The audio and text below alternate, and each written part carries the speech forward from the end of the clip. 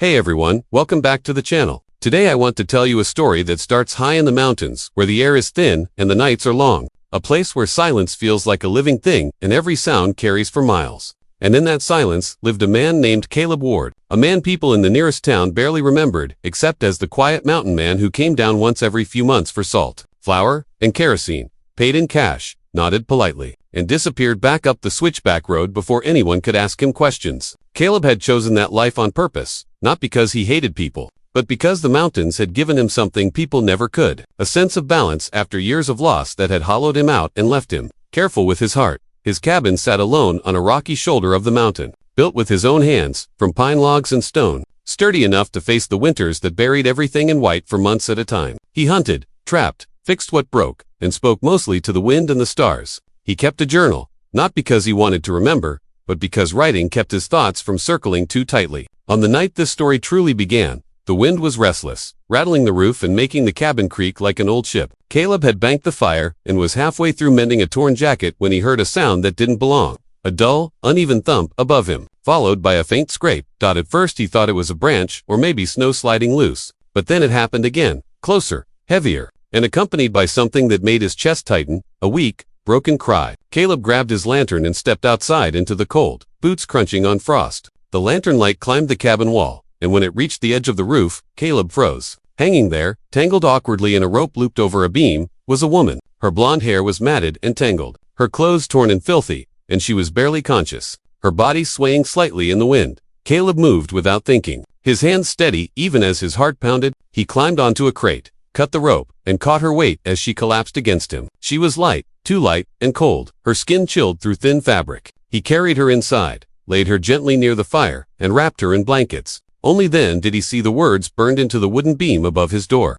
Crude and angry, a message meant to wound, not just flesh, but meaning itself. Caleb felt a hard knot form in his stomach. Whatever had happened here wasn't an accident, and whoever did this wanted fear to echo long after they were gone.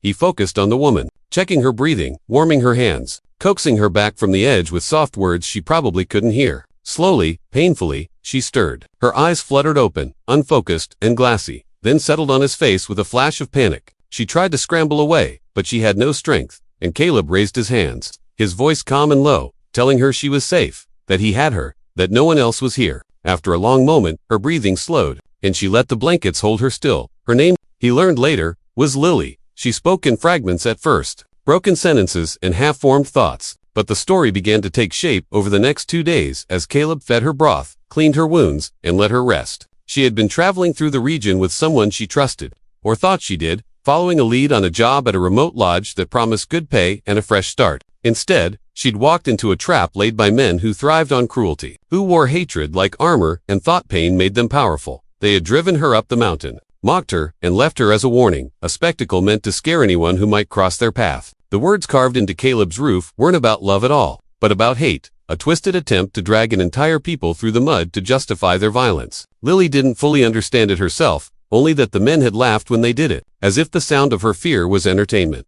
Caleb listened without interrupting, his jaw tight, his hands clenched around his mug. He had grown up not far from here, and he knew the history of these lands. The real stories of the people who had lived with the mountains long before roads cut through them. He knew enough to understand how wrong, how poisonous that message was. He told Lily that what happened to her was a crime, full stop, and that no slogan or slur could change that. She cried then, quietly, tears slipping down her cheeks, as the weight of it all finally found a place to land. As Lily grew stronger, Caleb faced a choice he hadn't expected to face again. He could take her down the mountain, turn her over to authorities, and step back into the world he'd left behind, or he could keep hiding, protect his solitude, and hope someone else would take responsibility. The decision haunted his nights. In the end, it was Lily who helped him see clearly. She told him she didn't want to disappear, didn't want what happened to her to fade into silence like it never mattered. She wanted someone to be held accountable, so they went down together. The town was small, and news traveled fast. The sheriff, a woman with sharp eyes and a no-nonsense voice, listened carefully as Lily told her story, and Caleb backed it up with what he'd seen. The beam from his cabin was photographed, the rope taken as evidence, and the pattern of similar incidents began to emerge,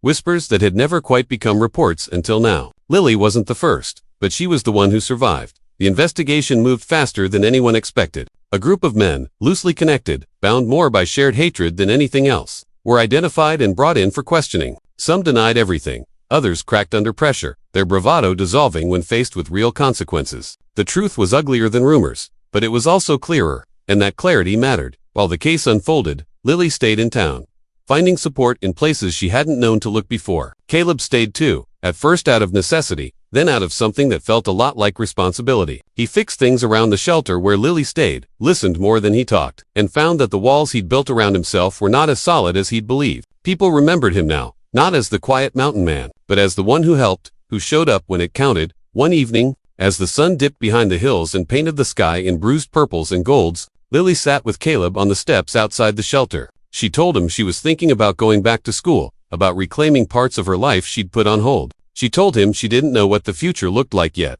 but for the first time in a long while, she wasn't afraid to imagine it. Caleb nodded, feeling something warm and unfamiliar settle in his chest. When the trial finally came, Lily testified. Her voice shook at first, then steadied. She told the truth, plainly, and without embellishment, and that was enough. The verdicts were handed down, sentences pronounced, and while no outcome could erase what had been done, it drew a line in the dirt and said, "This far, and no further." Outside the courthouse, reporters asked questions, and the sheriff spoke carefully about accountability, about rejecting hate in all its forms, about protecting people instead of terrorizing them. After it was over, Caleb returned to his cabin. The mountains welcomed him back with the same quiet they always had, but something had changed. He removed the beam with the burned words and replaced it, not because he wanted to forget, but because he refused to let hatred have a permanent place in his home. He kept the old beam in his shed, a reminder of what silence can allow, and what courage can interrupt. Lily visited once. Months later, driving up the winding road with a confidence that made Caleb smile. She was stronger, steadier, her laughter easier. They sat by the fire and talked about ordinary things, about weather and plans and books they were reading. Before she left, she hugged him, a simple, honest gesture that said more than words could. She thanked him, not for saving her life, she said, but for seeing her as a person when it mattered most. That as the seasons turned, Caleb found himself going down the mountain more often, not because he had to, but because he wanted to. He volunteered his skills, fixed roofs, cleared trails, shared stories when asked. He never became loud or flashy, never chased attention, but his presence mattered. People learned that strength didn't always look like force, and courage didn't always shout. High above it all, the cabin stood against the sky, a place of refuge that had once been marked by cruelty and was now defined by something better. The mountains remained indifferent to human struggles, but the people living among them were not. And sometimes, when the wind rattled the roof at night, Caleb would pause, listen, and feel grateful that he had stepped outside when he did, that he had chosen action over retreat, and that a moment of darkness had led, unexpectedly, to light.